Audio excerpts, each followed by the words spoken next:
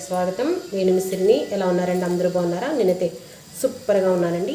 అందరూ బాగుండాలి, అందులో ఉండాలి.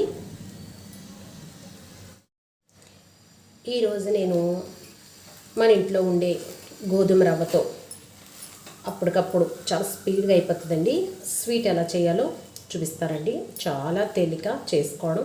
మీరు కూడా మీ ఇంట్లో ట్రై చేసి చూడండి. మీకు కనుక ఈ వీడియో నచ్చినట్లయితే లైక్ చేయండి, షేర్ చేయండి, సబ్స్క్రైబ్ చేయండి. ముందుగా పొయ్యి వెలిగించుకున్నానండి. పాన్ పెట్టుకున్నాను. 2 స్పూన్లు నెయ్యి వేసుకుంటున్నాను. నెయ్యి వేడెక్కాలి.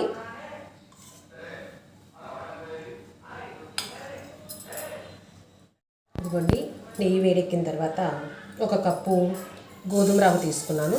గోధుమ రవ్వ వేపుకోవాలి. మంచి వాసన వస్తుందండి వేగిందని తెలియడానికి.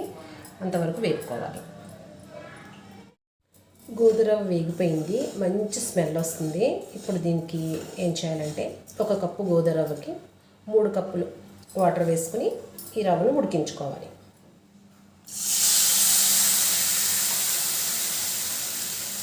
ఇదిగోండి, 3 కప్పులు వాటర్ వేసుకుని ఇలా కలుపుకొని మరీ మెత్తగా కాకుండా నూక చూసుకొని ఉడికించుకోవాలి. కొంచెం నూకలా ఉంటేనే బాగుంటుంది, మరీ మెత్తగా అవ్వకుండా చూసుకోవాలి. ఇదిగోండి, కొంచెం వాటర్ ఉంది కదా, ఇప్పుడు దీన్ని చూసుకుంటే ఇలా నూకలాగా ఉంటుందండి. చూసుకుని మరీ మెత్తగా అవ్వకుండా చూసుకుని అప్పుడు షుగర్ యాడ్ చేసుకోవాలి. ఇదిగోండి, నూక ఉడికిపోయింది. ఇప్పుడు దీనిలోకి పంచదార వేసుకుంటున్నాను. ఏ కప్పుతో అయితే నూక తీసుకున్నాను అదే కప్పుతో 1 కప్పు పంచదార వేసుకుంటున్నాను. అంటే తక్కువ తినేవాళ్ళైతే కొంచెం తక్కువ వేసుకోవచ్చండి, ఎక్కువ తినేవాళ్ళైతే ఎక్కువ వేసుకోవచ్చు. నేనైతే స్వీట్ అంటే బాగా స్వీట్ తింటానండి, నాకు చాలా ఇష్టం. ఎక్కువ స్వీట్ ఉండాలి నాకు. అందుకని నేను కప్పుకి కప్పు పంచదార వేసుకుని ఇలా కలుపుకోవాలన్నమాట. కావాలంటే కలర్ కూడా యాడ్ చేసుకోవచ్చండి. నేనైతే కలర్ యాడ్ చేయట్లేదు, అది మన ఇష్టం అనమాట. కలుపుకోవాలి. ఇది కొంచెం జోరుగా అవుతుందండి పంచదార వేసాం కదా, ఇలా తిప్పుతూ ఉండాలి అడుగంటకుండా. ఇప్పుడు ఇది ఇలా ఉడుకుతున్నప్పుడే 1 స్పూను యాలకుల పొడి వేసుకుంటే బాగా కలుస్తుంది అనమాట. ఇలా ఉడుకుతుంది కదండి, ఇప్పుడు దీనిలోకి 1 స్పూను నెయ్యి వేసుకోవాలి. నెయ్యి వేసుకొని బాగా కలుపుకోవాలన్నమాట.